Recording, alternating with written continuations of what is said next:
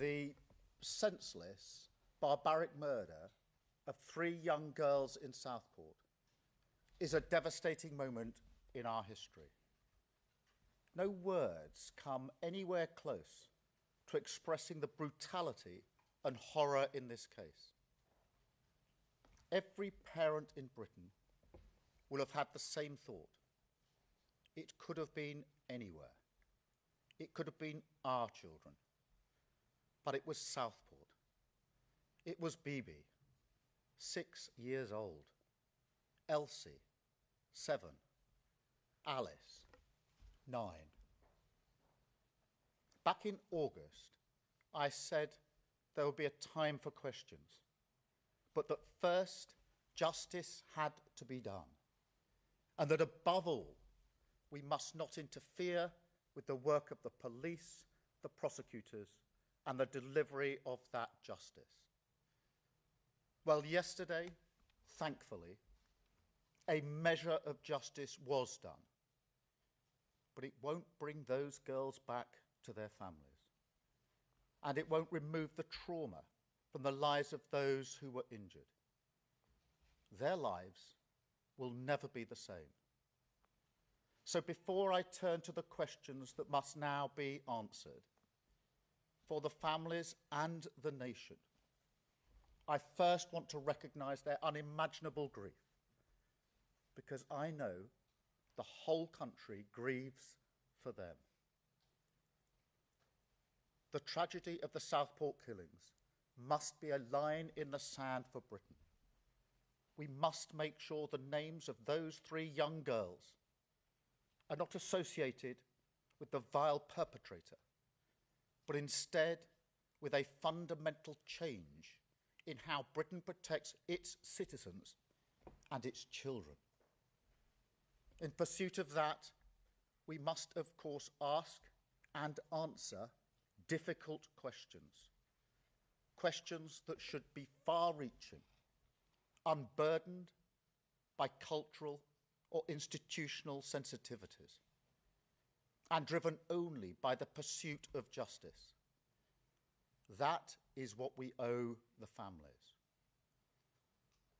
The responsibility for this barbaric act lies, as it always does, with the vile individual who carried it out.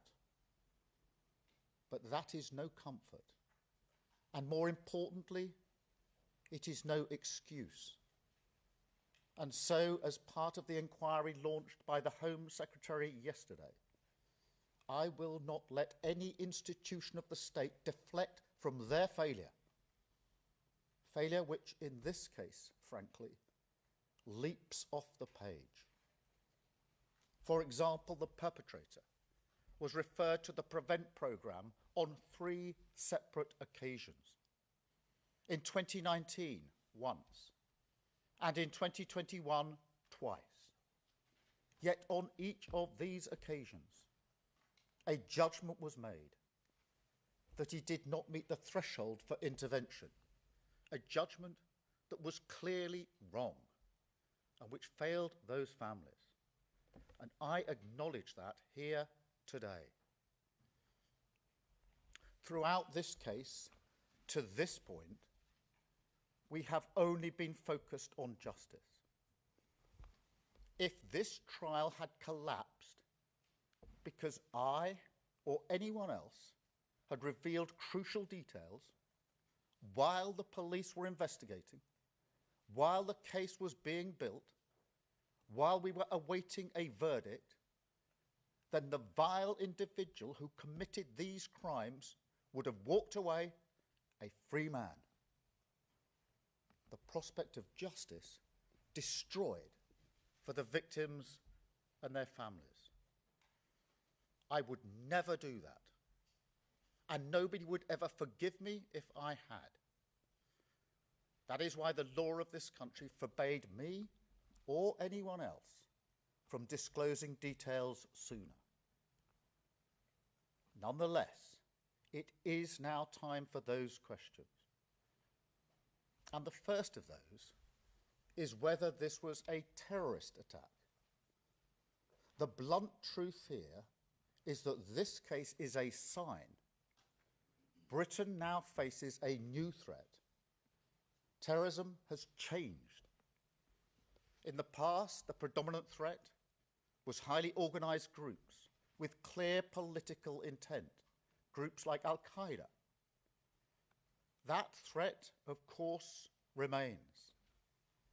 But now, alongside that, we also see acts of extreme violence perpetrated by loners, misfits, young men in their bedroom, accessing all manner of material online, desperate for notoriety, sometimes inspired by traditional terrorist groups, but fixated on that extreme violence, seemingly for its own sake. Now, it may well be that people like this are harder to spot, but we can't shrug our shoulders and accept that. We can't have a national security system that fails to tackle people who are a danger to our values, our security, our children. We have to be ready to face every threat. And when I look through the details of this case, the extreme nature of the violence, the meticulous plan to attack young children in a place of joy and safety, violence clearly intended to terrorise, then I understand why people wonder what the word terrorism means. And so if the law needs to change to recognise this new and dangerous threat, then we will change it, and quickly. And we will also review our entire counter-extremist system to make sure we have what we need to defeat it. Now, that work is already underway. I've tasked Sir David Anderson Casey, the new Independent Prevent Commissioner, to hold this system to account, to shine a light into its darkest corners, so the British people can have confidence that action will follow words. But I have to say, to face up to this new threat, there are also bigger questions. Questions such as how we protect our children from the tidal wave of violence freely available online. Because you can't tell me that the material this individual viewed before committing these murders should be accessible on mainstream social media platforms, that with just a few clicks, people can watch video after horrific video, videos that in some cases are never taken down. No, that cannot be right. But it's not just the nightmares of the online world, because when you wake from a nightmare, the first thing you do is reassure yourself with reality.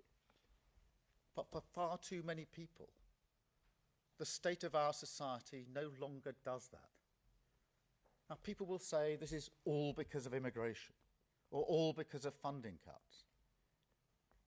But in truth, neither tells us anything like the full story, or explains this case properly.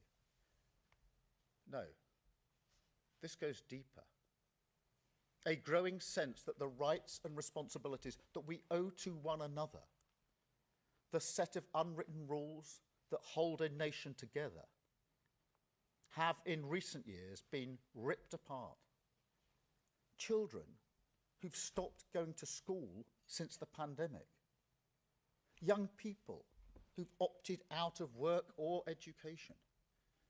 More and more people retreating into parallel lives, whether through failures of integration or just a country slowly turning away from itself.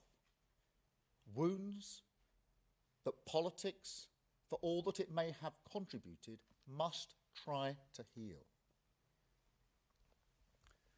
Thirdly, there are also questions about the accountability of the Whitehall and Westminster system, a system that is far too often driven by circling the institutional wagons, that does not react until justice is either hard won by campaigners or until appalling tragedies like this finally spur a degree of action.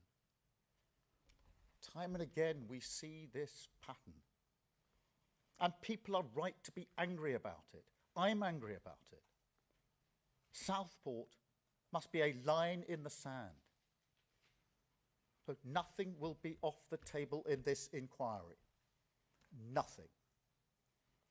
And most importantly, it will lead to change. I know people will be watching right now, and they'll be saying, we've heard all this before, the promises, the sorrow, the inquiry that comes and goes, an inability to change that, frankly, has become the oxygen of wider conspiracy. And we've seen that throughout this case. A suggestion that there has been a cover-up. I want to put on record that yesterday's guilty verdict only happened because hundreds, if not thousands, of dedicated public servants worked towards it, many of whom endured absolutely harrowing circumstances, particularly in the police and the Crown Prosecution Service. That is their job. They are brilliant at it. But we should never forget their service to our country. Law and order depend on them. And yet I'm under no illusions that until the wider state shows the country it can change, not just what it delivers for people, but also its culture, then this atmosphere of mistrust will remain. So I want to be crystal clear in front of the British people today. We will leave no stone unturned. I was the prosecutor who first spotted failures in grooming cases in my institution, the CPS, 14 years ago. And I was the prosecutor who first did something about it by bringing the rape gangs in Rochdale to justice. And so my approach as Prime Minister will be no different. If any shortcomings are now holding back the ability of this country to keep its citizens and its children safe, I will find them and I will root them out. Because when it comes to justice, the failure to be transparent is not only disgraceful on its own terms, it is also the enemy of strong communities. It spreads suspicion more widely and allows division to win. I remember when this happened, in those dark days of the summer. And I remember that, like now, the whole country grieved for Southport. But I also remember how it was profoundly moved by their example. Because even as that community faced an unimaginable evil, even as they had to endure mindless violence, bricks and bottles thrown at their community, their businesses, their mosque, police officers attacked, including those who were on the scene responding to this vile murder.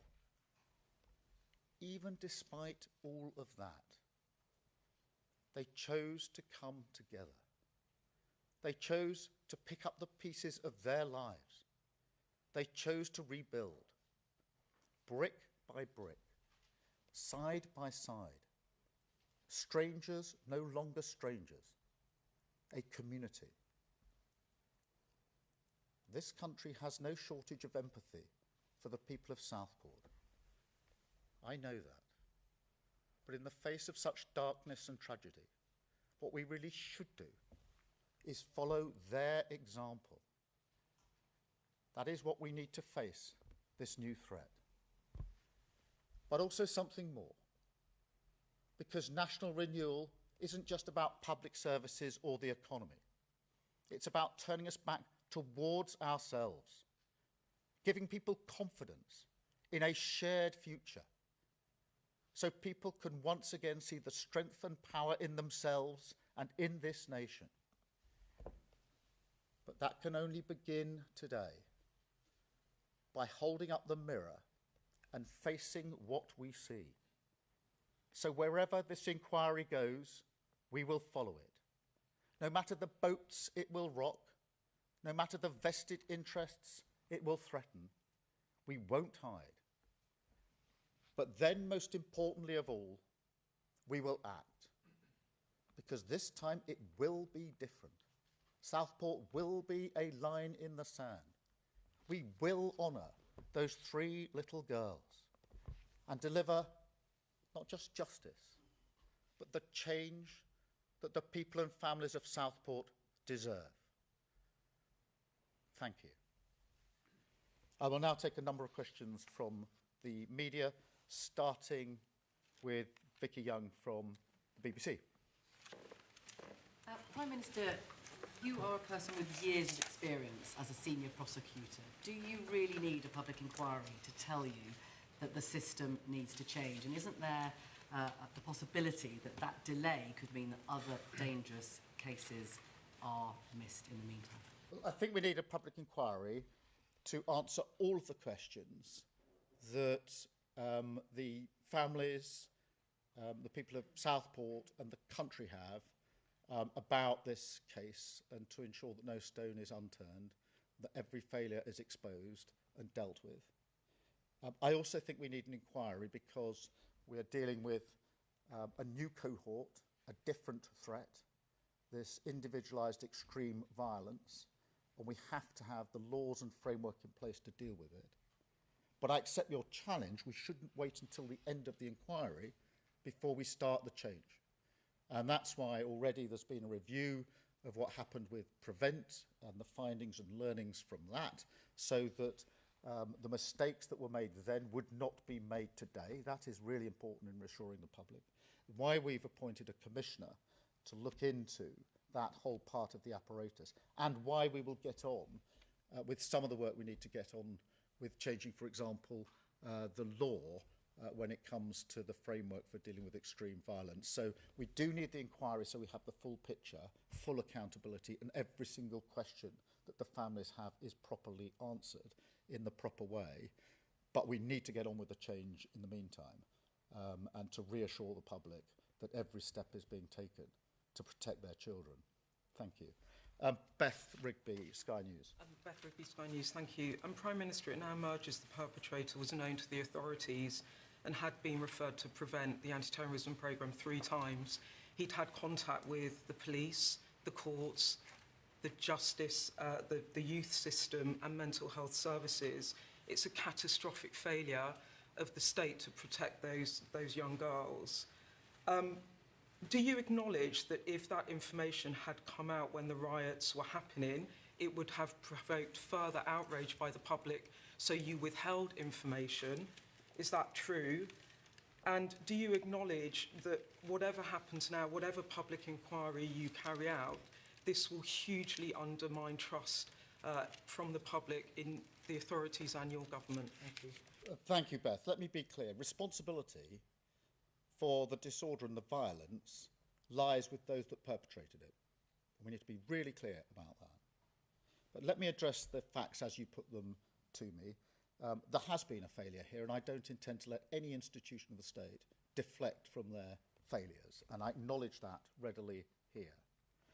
Yes, I knew the details as they were emerging. That is the usual practice in a case such as this. But you know, and I know, that it would not have been right to disclose those details. The only losers, if the details had been disclosed, would be the victims and the families, because it ran the risk the trial would collapse. I'm never going to do that. Never going to do that, because they deserve that justice. And only by having the rules in place can that justice be delivered, as a measure of it now has. And I wouldn't be forgiven if I had. Those are not just my choices, though it is a choice I would make. It is also the law of the land. That is why I couldn't disclose the details. It's why others couldn't disclose the details. It's why all of you as journalists couldn't disclose the details, because the same laws applied to you just as they applied to me. And it's really important that we make that clear. But the purpose of the rule is to protect the justice that the families and the victims are entitled to. I think that's the right thing. It is now right, having got to this stage, that the questions are asked and the answers are given, which is why we've taken the course of an inquiry, but also why between now and the conclusion of the inquiry, we will happily answer any questions that are put to us. But that is why, notwithstanding that, yes, I was being kept updated, of course, I did not disclose anything that would collapse the trial and defeat justice in this case. And I don't think anybody could ever have looked the victims and their families in the eye if they'd ever done that. Thank you, Beth. Can I have Paul Brand, please, from ITV? Paul Brand from ITV. Thank you, Prime Minister. All of us, as you say, as journalists, understand the risk of contempt of court, of prejudicing a trial, but we live in a different age now, don't we, where misinformation and disinformation spreads at lightning speed online. I was in Southport on the day of the attacks. There was a short window in which information could have been released before charge, before any risk of prejudicing a trial. Why didn't you do that? And do you think it was a mistake not to provide that detail then? Firstly, let me address part of your... Look, it is true that we live in a different age in that information is now available online as well as offline. And I understand the frustration of all, but including some journalists who observe the rules and don't report what they know because they know that the law doesn't permit it and it runs the risk of collapsing a trial, only to see information online that doesn't appear to be following the same rules. And that is not acceptable. That has to be addressed and will be part of what we will be looking at, because that can't be right. But in relation to the central thrust of your question, the importance of the rule about not disclosing this information is to ensure that the trial can take place and that where an individual is guilty, they're held to account, as has now happened in this case. And that is why the law carefully restricts what can be said by anyone, not just me as Prime Minister, but anybody in these circumstances. And it is done to protect the family and their victims. That is the right thing. And that is what the law requires. It's also the choice I would make to ensure that my first thoughts are about justice for the victims and their families. That, for me, is first and foremost. Yes, we can answer questions, and we are now doing so with this inquiry and everything that will happen before the end of that inquiry. That is quite right. But it is also right that the families who've been through unimaginable grief at least have the comfort now of an outcome in this particular case. And you would be putting very different questions to me if I had disclosed information and we were now faced with a decision that the trial had just collapsed and the families would never get justice. You would rightly be challenging me very, very hard about why I had disclosed information. Thank you very much, Paul. Chris from GB News. Chris Hope, GB News. Prime Minister, given what we know now about the terror link and how it's kept from the public, do you now regret blaming the far right for all those protests last summer? Was it a far right issue, or were some people entitled to be concerned and upset, not the rioters, of course? Responsibility for the violence lies with them that perpetrated it. I was in Southport the day after these terrible murders. I was acknowledging and thanking the frontline police officers and ambulance who had been at the scene. You can imagine what they had been through. They were back at work the next day. They were saying it was just their job. I could see in their eyes the impact it had had on them, what they had to deal with, what they had to see, how they endured that. As I arrived back in London, those same officers were putting their riot gear on and having bricks thrown at them. Those same officers. I don't think anybody can justify that, nor should they attempt to do so. Thank you, Chris. Harry from The Sun. Thank you, Prime Minister. Sorry to labour this point, but I think it's important. All summer we were repeatedly told that the Southport attack was not terror-related, wasn't being treated as terror-related. That wasn't true. Because in October, this monster was charged with a terror offence. Now, information was put into the public domain then that didn't collapse the trial, It didn't jeopardise justice. It was just months later. Now, you say you knew about the ricin and the Al-Qaeda bomb manual, and it was known to the authorities. Did you know about that personally? At the same time, the public, the press, and you and the police were saying this is not terror-related, because I think that's the nub of the issue, and that's what's upset people. You say you couldn't speak out publicly, that you couldn't do that, but didn't the public have a right to know, not least the neighbours who had ricin being produced on their street? Surely they had a right to know. Well, I think there are two separate and important issues there, Harry. The first is on the question of terrorism and what constitutes terrorism. And my concern in this case is that we have clearly got an example of extreme violence, individualised violence, that we have to protect our children from and our citizens from. And it is a new threat. It's not what we would have usually thought of as terrorism when definitions were drawn up, when guidelines were put in place, when the framework was put in place. And we have to recognise that here today, because I think most people would say, looking at the facts of this case, it's clearly extreme violence, it's clearly intended to terrorise. And I completely accept and understand that, and that is my view. Therefore, we have to make sure that the law and the framework for responding is appropriate to the new threat that we face. And there we will make whatever changes are necessary in the law to deal with it. On the second point, yes, of course I was kept up to date with the facts as they were emerging. That is usual practice. But just like you, as a journalist, I had to observe the law of the land. It was not my personal decision to withhold this information, any more than it was a journalist's personal decision not to print or write about it. That is the law of the land that is in place for the reasons I've set out, to protect the integrity of the system, to ensure that the victims and their families get the justice that they deserve. Thank you, Harry. And Jason from the Mail. Thanks, PM. Jason Gross from the Daily Mail. It sounds from what you're saying like you personally consider this to have been a terrorist attack in the ordinary sense of the word. Is that right? And also, it sounds like you don't think that this is a one-off. Should people be worried? And are we going to need further protections in schools, youth centres? Because this guy seems to have had some sort of obsession with school massacres. Well, thank you for raising that, because I think this is a really central issue, because, as I say, this is extreme violence, clearly intended to terrorise, and my concern is that because it is different to the sort of behaviour we've associated with terrorism, Al-Qaeda, or there are plenty of other examples, which tended to be more organised in groups with a clear political ideology and motive. Because it's not that, it is a new and different threat, it doesn't fit as well as it should within our framework, within our toolbox. And that is what we've got to change. That is the urgent question that has to be addressed. And it's one that has to be addressed before the conclusion of the inquiry. And it's why we've already done the learning from the prevent mistakes. But it is that cohort. I do think it's new. You've seen versions of it in America with some of the mass shootings in schools.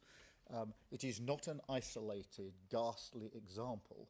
It is, in my view, an example of a different kind of threat. And that is why I'm absolutely so determined that we will rise to that challenge and make sure that our law, our response, is capable, appropriate, and can deal with that sort of threat. But that is my concern, that is my thinking, that this is a new threat, individualised, extreme violence, obsessive, often following online viewing of material from all sorts of different sources. It is not a one-off, it is something that we all need to understand and have a shared undertaking to deal with within our society. And that is not just the laws on terrorism, the framework on terrorism, there's also the laws on what we can access online.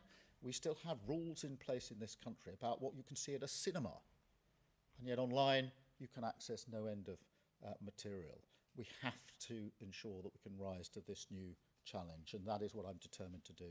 Thank you all very much indeed. Thank you.